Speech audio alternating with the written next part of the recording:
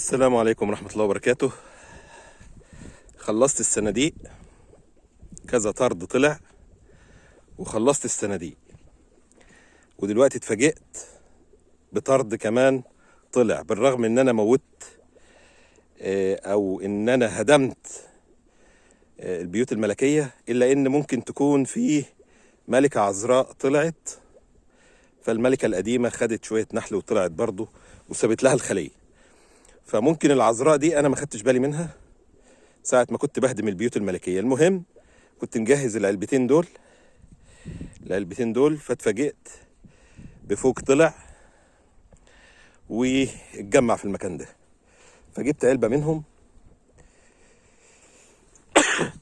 الحمد لله الحمد لله الحمد لله. جبت علبة منهم وحطيتها بالشكل ده لما لقيت النحل متجمع هنا في الحتة دي اهوت، فقمت جايب لهم برواز وحاططهم بالشكل ده. احاول ان انا بقى ننزل النحل بهدوء الاول،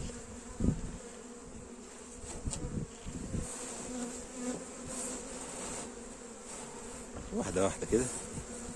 طبعا لازم تبقى لابس الجوانتي والبدله فوق الجوانتي.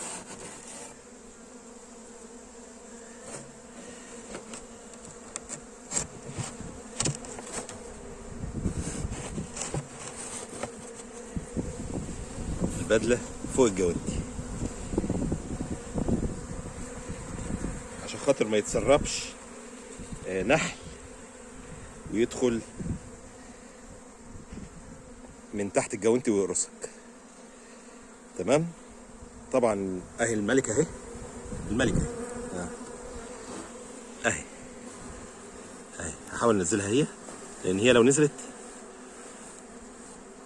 كله ممكن يتبعها على طول.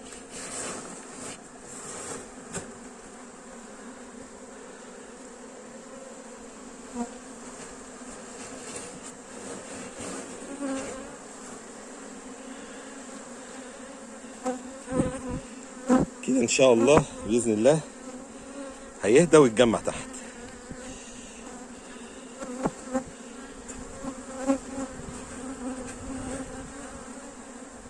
اهو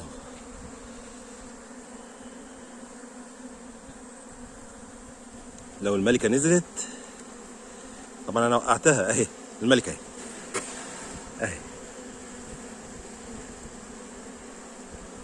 دي ملكه كبيره اهي، الملكه.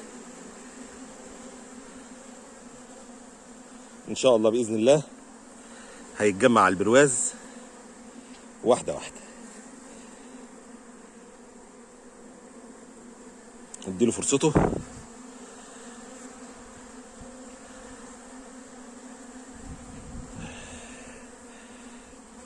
وان شاء الله العمليه تنجح باذن الله.